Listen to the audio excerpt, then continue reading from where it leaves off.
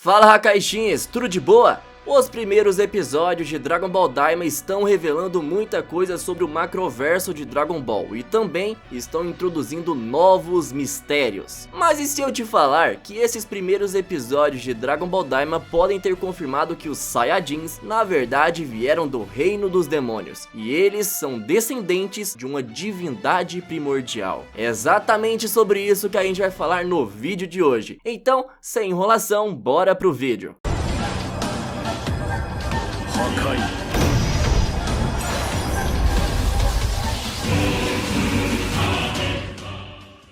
Primeiro precisamos relembrar algumas coisas importantes. No universo de Dragon Ball existem dois cargos divinos no topo da hierarquia: os deuses da criação e os deuses da destruição. Isso significa que, se desconsiderarmos o todo-poderoso Zeno-sama e os seus anjos, eles são os deuses mais importantes do multiverso. E com isso em mente, vamos voltar um pouquinho no tempo: a evolução do controle de Ki e a raridade desse poder. Desde os primeiros episódios de Dragon Ball Z, vimos que as lutas começaram a ficar extremamente rápidas. Os personagens se moviam mais rápido que o olho humano podia acompanhar, e até mesmo mais rápido que o olho do Deus da Terra. E por causa disso, os personagens começaram a treinar para desenvolver a habilidade de sentir o Ki, ou seja, perceber a energia das pessoas. Esse foi um recurso fundamental para os guerreiros Z, já que, além de assistir às lutas, eles podiam saber a localização de qualquer pessoa sem precisar de um rastreador. Essa habilidade começou a ser usada pra valer durante as sagas do Vegeta e do Freeza, tornando-se algo completamente normal para os guerreiros Z a partir dali. Mas, na verdade, as coisas não deveriam ser assim. Se voltarmos à saga de Namekusei, percebemos que nenhum soldado do Freeza tinha controle sobre o Ki, nem mesmo o Imperador do Universo Freeza. E o poder do exército mais poderoso do universo era o que era, naturalmente. Ele não aumentava ou diminuía conforme eles controlavam ou aumentavam seu Ki. Eles só ficavam mais fortes se fossem do tipo que podia mudar de forma, como o próprio Freeza.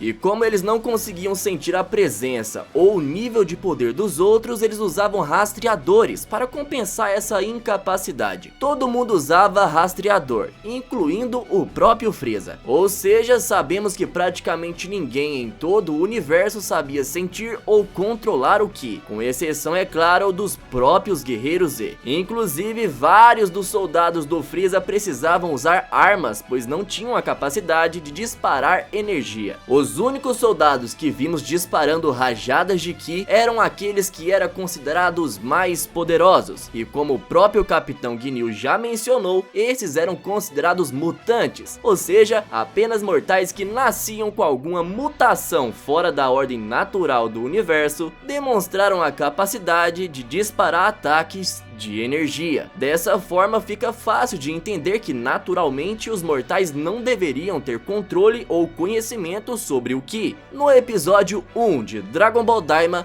isso fica evidente quando o Rei Goma fica surpreso ao ver que os personagens da Terra conseguem voar e disparar energia, pois até onde ele sabia, mortais do mundo exterior não faziam isso, apenas os Majins, os primórdios do controle de Ki em Dragon Ball. Agora veja como tudo se conecta. No mangá de Dragon Ball clássico, Mestre Kami, o deus das artes marciais, foi o primeiro a mostrar a capacidade de disparar rajadas de energia com o seu Kamehameha. Ele levou pelo menos 50 anos para desenvolver essa técnica de energia, indicando que era algo extremamente difícil. No entanto, Goku conseguiu reproduzir o mesmo ataque apenas assistindo uma única vez. Logo depois, o primeiro a mostrar essa habilidade foi o assassino Tao Pai Pai, com seu ataque de energia chamado Dodonpa. Em seguida apareceu um Majin chamado Akumen, que foi capaz de disparar um ataque de energia chamado Raio da Morte.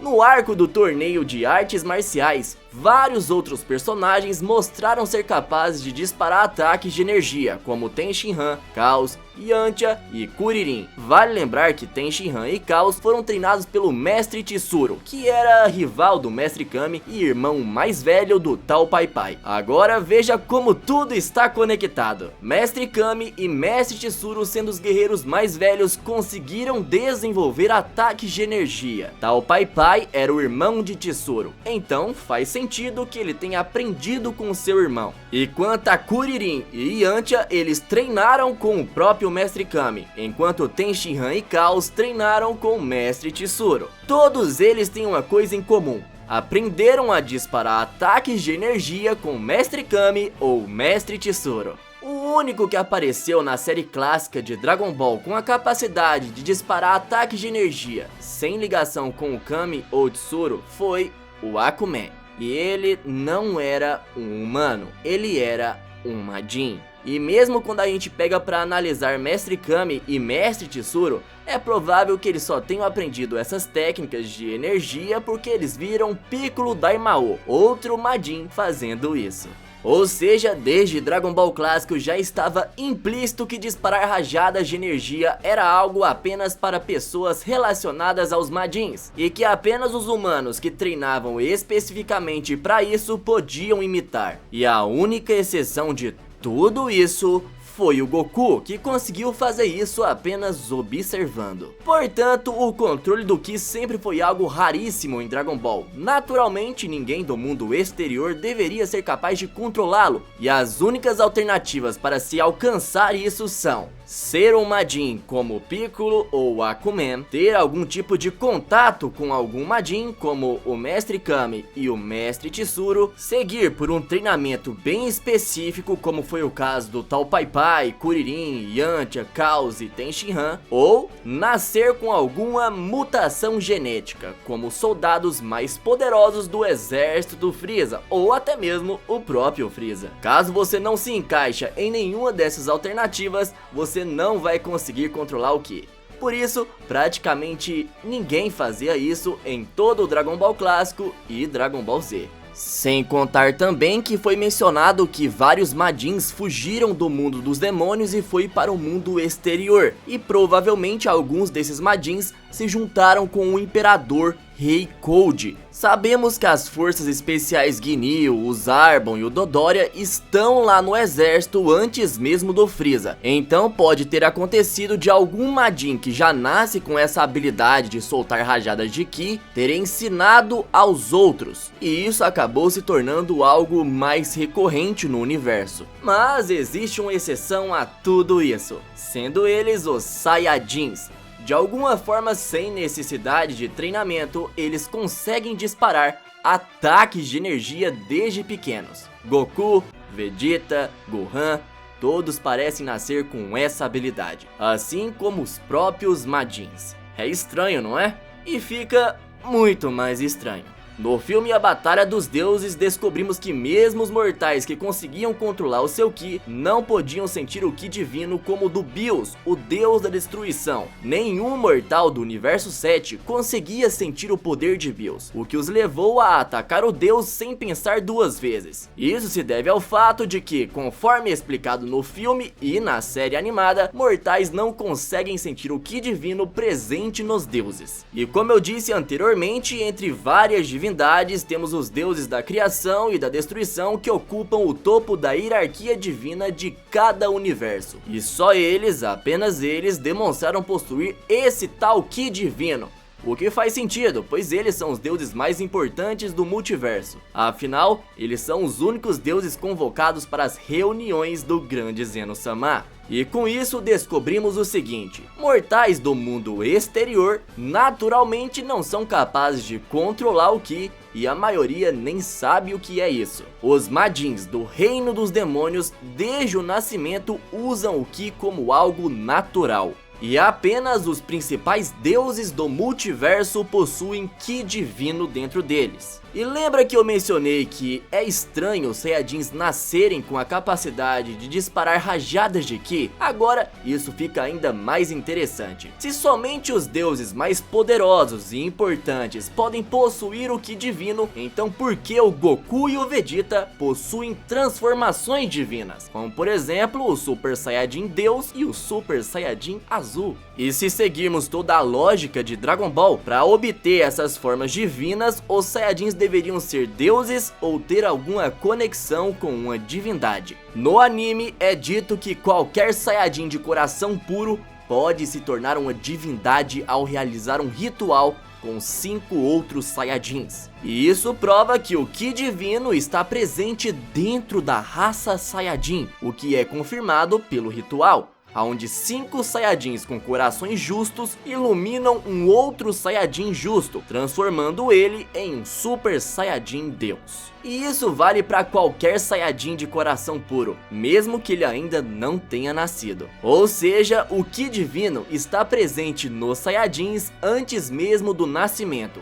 E eles são a única raça com transformações divinas em toda a série, como o próprio Super Saiyajin Deus e o Super Saiyajin Azul. Ou seja, o Ki divino tá no sangue dos Saiyajins. E agora que ficou claro que os Saiyajins têm alguma relação com divindades e possuem Ki divino desde o seu nascimento, vamos buscar entender o porquê isso acontece. A verdade é que não sabemos quase nada sobre a origem dos Saiyajins. Sabemos apenas que eles podem se transformar em um macaco da lua cheia chamado Ozaru, e que todos eles normalmente possuem uma cauda. No entanto, em Dragon Ball Super Broly, vimos que a forma Ozaru já existe dentro dos Saiyajins, mesmo que eles não tenham cauda. Broly, por exemplo, alcança a força de um Ozaru sem cauda na sua forma Ikari, mantendo a consciência e o seu controle. E isso sugere que, além de já nascer com Ki divino, eles já nascem com o poder Ozaru. E se por acaso eles treinarem e controlarem esse tipo de poder,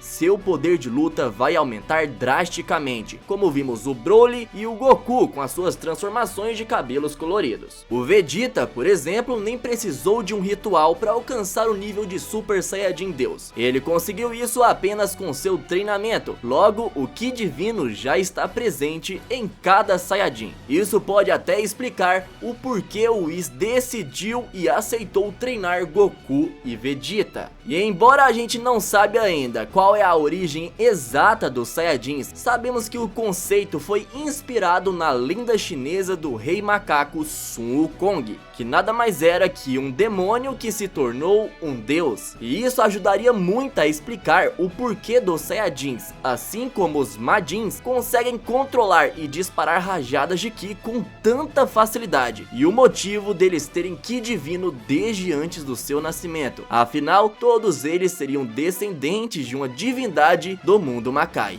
Uma informação importante desde o começo de Dragon Ball é que todos os mortos por um Majin não vão para o outro mundo, ficando com a sua alma vagando pelo universo, e isso foi dito pelo próprio Kami-sama. Agora preste atenção no que o Akira Toriyama mencionou sobre o primeiro Super Saiyajin Deus, Yamoshi. Há muito tempo antes do planeta Vegeta ser dos Saiyajins, um homem chamado Yamoshi com um coração justo iniciou uma rebelião, e enquanto estava cercado por Saiyajins corrompidos, ele se tornou o primeiro Super Saiyajin, mas acabou sendo derrotado depois disso. Seu espírito vagou pelo universo em busca de 6 Saiyajins justos. Ou seja, o Yamoshi foi morto por Saiyajins corrompidos, e depois disso seu espírito vagou pelo universo, exatamente como acontece com quem é morto por um demônio. E isso só pode significar uma única coisa: os Saiyajins que enfrentaram e mataram Yamoshi eram demônios Saiyajins. E isso faz muito sentido. Quando Shenlong fala sobre isso, ele mostra que os Saiyajins que enfrentavam o Yamoshi estavam na sua forma Ozaru, e esses macacos gigantes possuíam orelhas pontudas, características dos próprios Majins. E isso foi reforçado no episódio 3 de Dragon Ball Daima, quando o Arp-sama afirma que as orelhas pontudas do Kaioshin